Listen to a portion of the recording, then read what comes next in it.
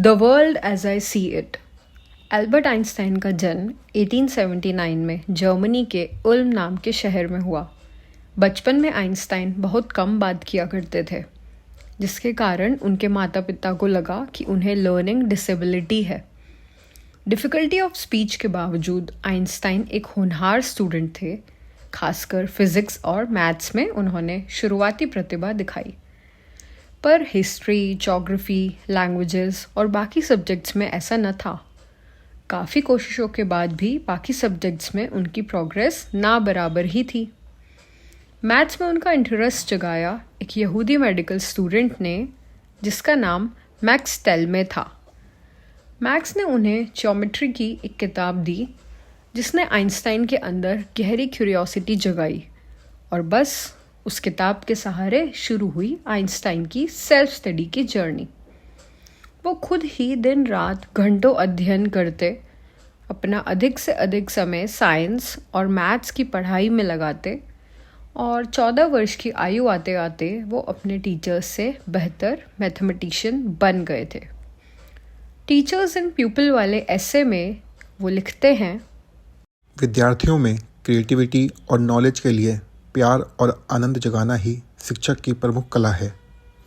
विद्यार्थी ये बात ध्यान रखें कि आप अपने स्कूलों में जो अद्भुत चीज़ें सीखते हैं वे कई पीढ़ियों का काम है, जो दुनिया के हर देश में अलग अलग लोगों ने अनगिनत प्रयासों और असीमित श्रम द्वारा निर्मित करी हैं। यह सब तुम्हारी विरासत के रूप में तुम्हारे हाथों में सौंपा गया है, ताकि तुम इसे सीखो, इसका सम्मान करो, इसमें कुछ जोड़ो और एक दिन ईमानदारी से इसे आने वाली जनरेशन को सौंप दो। इस प्रकार हम नश्वर लोग ज्ञान के द्वारा अमरता प्राप्त करते हैं, जो हमारे जाने के बाद भी लोगों के बीच रहता है। यदि आप इसे हमेशा ध्यान में रखें तो आपका जीवन और कार्य में एक अर्थ पाएंगे और अन्य देशों और युगों के प्रति सही दृष्टिकोण प्राप्त कर पाएंगे।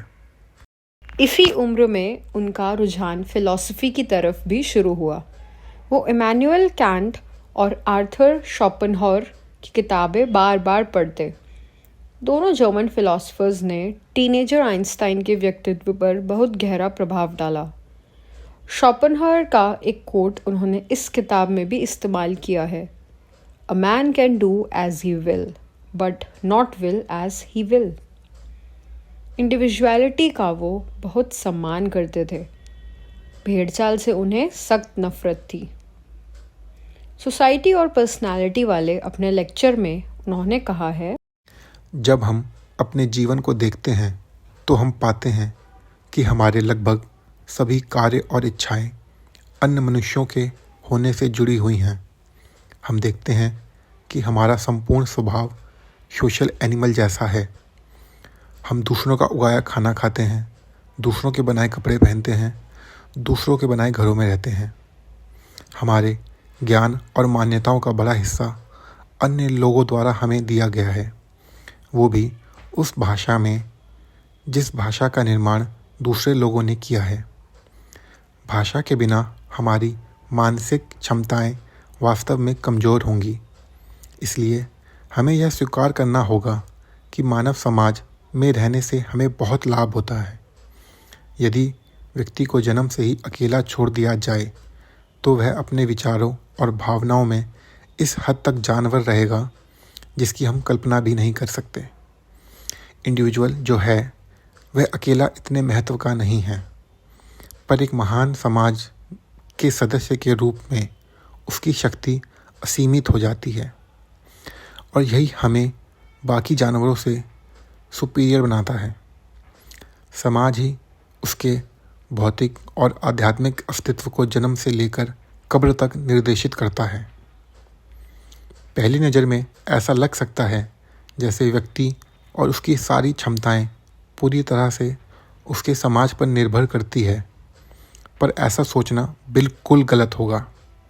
यह स्पष्ट है कि सभी मूल्यवान चीज़ें, चाहे वो मटेरियल, स्पिरिचुअल या मोरल वैल्यू की हों, हमें समाज से प्राप्त होती हैं, पर उनकी शुरुआत अनगिनत पीढ़ियों में पीछे जाकर देखें तो कुछ क्रिएटिव इंडिविजुअलों के हाथ में होती है। आग का उपयोग, खाद्य पौधों की खेती, भाप इंजन, प्रत्येक की खोज एक इंडिविजुअल द्वारा ही की गई है। केवल इंडिविजुअल ही सोच सकता है, समाज के लिए नए मूल्यों का निर्माण कर सकता है। इंडिविजुअल ही नए मॉरल स्टैंडर्ड स्थापित करता है जिसके ऊपर सारा समाज चलता है। क्रिएटिव और इंडिपेंडेंट थिंकिंग स्वभाव वाले इंडिविजुअल के बिना समाज का विकास होना अकल्पनीय है और समाज को चाहिए कि वो समुदाय की पोषक मिट्टी में ऐसे इंडिविजुअल को पैदा होने और विकास करने का पूरा मौका दे। बचपन से ही उन्हें म्यूज़िक का भी शौक था। उन्हें वायलिन बजाना बहुत पसंद था। वायलिन के अलावा वो बहुत अच्छा पियानो भी बजाते थे। उन्हें जब भी अपने काम से कुछ समय मिलता वो उस समय को संगीत सीखने में लगाते। उन्हें आर्मी और वॉर दोनों से ही सख्त नफरत थी। उन्होंने एक जगह कहा था, युद्ध मुझे एक तुच्छ घिनौनी चीज लगती है। ऐसे घिनौने व्यवसाय में भाग लेने के बजाय मैं टुकड़े टुकड़े कर दिया जाना पसंद करूँगा। इसीलिए 1896 में उन्होंने कंपलसरी मिलिट्री सर्विस से बचने के लिए अपनी जर्मन नागरिकता छोड़ दी। उन्होंने ज्यूरिख में Swiss federal institute of technology से अपनी आगे की पढ़ाई की, जिसका एंट्रेंस उन्होंने दूसरे अटेम्प्ट में क्लियर किया।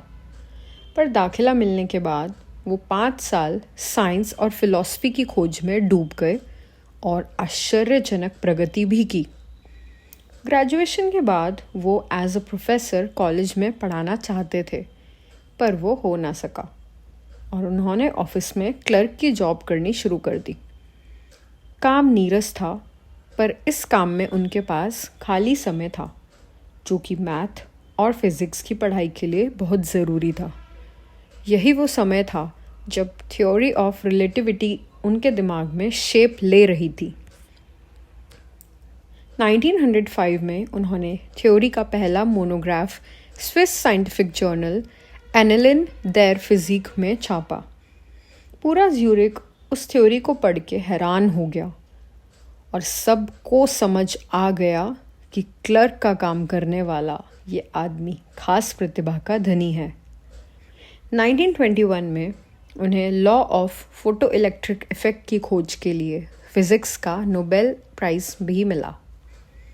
आइंस्टाइन ने अपना जीवन बहुत सरलता और सादगी से जिया। वो जीवन में बस अपनी खोजों और काम को चालू रखने की स्वतंत्रता चाहते थे। रुपया, पैसा, पुरस्कार, इन सब के प्रति वो हमेशा थोड़े उदासीन ही थे।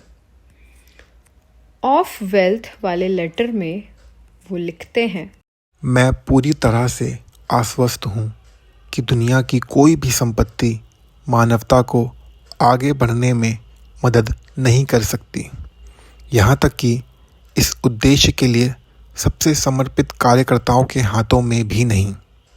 महान और शुद्ध चरित्रों का उदाहरण ही एकमात्र ऐसी चीज़ है जो अच्छे विचार और नेक कार्य उत्पन्न कर सकता है। पैसा केवल स्वार्थ को आकर्षित करता है और हमेशा अपने मालिकों को इसका दुरुपयोग करने के लिए प्रलोभित करता है। इसके बाद वो कई अलग अलग कॉलेज और देशों में घूमे और फाइनली 1933 में अमेरिका में जाकर सेटल हो गए। उन्होंने प्रिंसटन कॉलेज में मैथमेटिशियन और थियोरेटिकल फिज़िक्स के प्रोफेसर की जॉब ली। प्रिंसटन में उन्होंने यूनिफाइड फील्ड थ्योरी बनाने में अपना समय लगाया, जिससे फ़िज़िक्स के सारे फंडामेंटल फोर्सेस और एलिमेंट्स को एक सिंपल इक्वेशन से समझाया जा सके। अपने आखिरी समय तक वो यहीं रहे। 18 अप्रैल 1955 में 76 साल की उम्र में एनर्जीम के चलते उनकी मौत हुई। आइंस्टाइन पाइप स्मोकिंग के बहुत शौकीन थे और इसी पाइप स्मोक करने की आदत को ही एनर्जीम का कारण बताया जाता है। इस महान व्यक्ति ने अपनी मृत्यु पर भी एक रियलिस्टिक आउटलुक बनाए रखा। आइंस्टीन ने अपने डॉक्टरों से कहा, मेरा जब समय आएगा तब मैं चला जाऊंगा। जीवन को आर्टिफिशियल रूप से लंबा करना बेकार है। मैंने अपना काम कर दिया है। अब जाने का समय आ गया है। उन्होंने विश्व में शांति बनाने के लिए प्रथम विश्व युद्ध के बाद लीग ऑफ नेशंस के लिए काम किया और दूसरे विश्व युद्ध के बाद न्यूक्लियर डिसआर्ममेंट प्रोग्राम के लिए भी बहुत काम किया। गुड और इविल वाले नोट में वो लिखते हैं, सैद्धांतिक रूप से यह सही है कि उन लोगों को सबसे अधिक प्यार किया जाना चाहिए जिन्होंने मानव जाति और मानव जीवन के उत्थान में सबसे अधिक योगदान दिया है। लेकिन यदि कोई यह पूछे कि वो लोग कौन हैं, तो इसका जवाब देने में हम अपने आप को बड़ी कठिनाई में पाएंगे। राजनीतिक और यहाँ तक कि धार्मिक नेताओं के मामले में यह अक्सर बहुत संदिग्ध होता है कि उन्होंने अधिक अच्छा किया है या नुकसान।